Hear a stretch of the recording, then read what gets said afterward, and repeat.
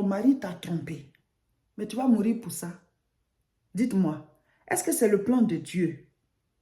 Que quelqu'un va aller prendre son plaisir quelque part. On t'a déjà trompé. Et puis tu vas encore mourir. Pourquoi? C'est vrai que ça fait mal. Mais ne laissez pas cette douleur-là vous détruire.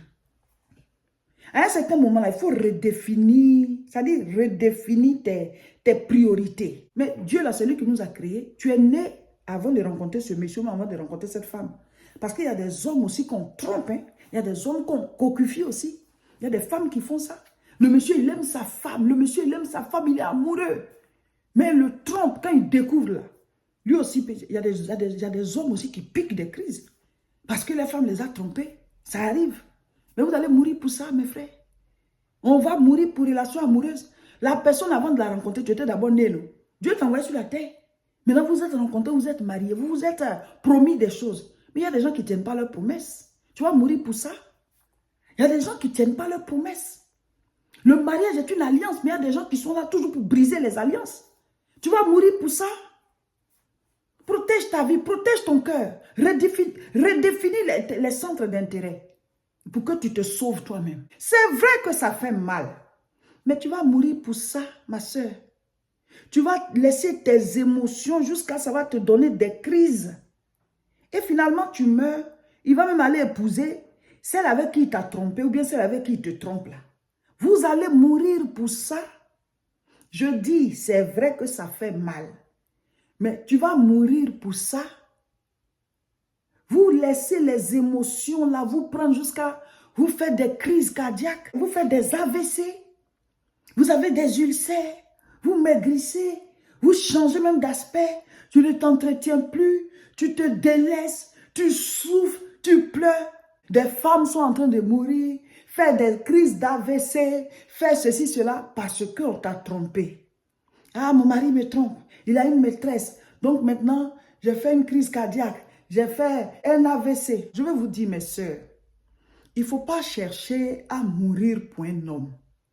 Vous avez plein d'histoires que vous me faites venir. Vous avez fait des crises d'AVC. Voilà, plein de crises, plein de maladies. Après que votre mari vous ait trompé, vous êtes devenus comme des légumes, vous avez pris des coups. Mais pourquoi mourir pour une telle situation? C'est vrai que quand on te trompe, ça fait mal. C'est vrai. Mais tu vas mourir pour ça, ma soeur. Tu vas mourir pour ça, mais tu lui rends service. Et il va même aller épouser celle avec qui il t'a trompé là. Votre cœur là, il faut protéger ça. Surtout quand tu sais que ton mari là n'est pas réellement en Dieu. Parce que pour ne pas vivre dans le péché là, il faut que Dieu soit vraiment dans le cœur de la personne. Quand quelqu'un est vraiment consacré à Dieu, il ne trompe pas sa femme à cause de sa femme. Il ne trompe pas sa femme à cause de Dieu. Parce qu'il s'est dit, s'il trompe sa femme, il a trompé son alliance avec Dieu.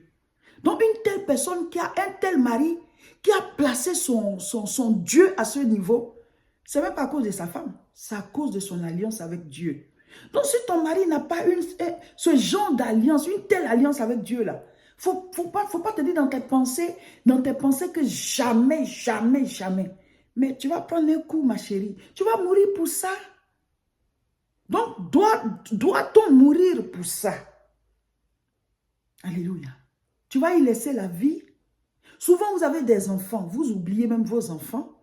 À cause d'un chagrin d'amour, tu vas faire AVC, tu vas faire crise cardiaque, tu vas avoir toutes sortes de maladies, tu as ulcère, tu as cela. Tellement tu penses, tu pleures, tu souffres, tu maigris sur le champ, tu t'entretiens même plus, ton aspect même là, même tu es désagréable. Donc finalement, même le monsieur il se dit qu'il a bien fait de te tromper. Ma soeur, tu ne vas pas mourir pour ça.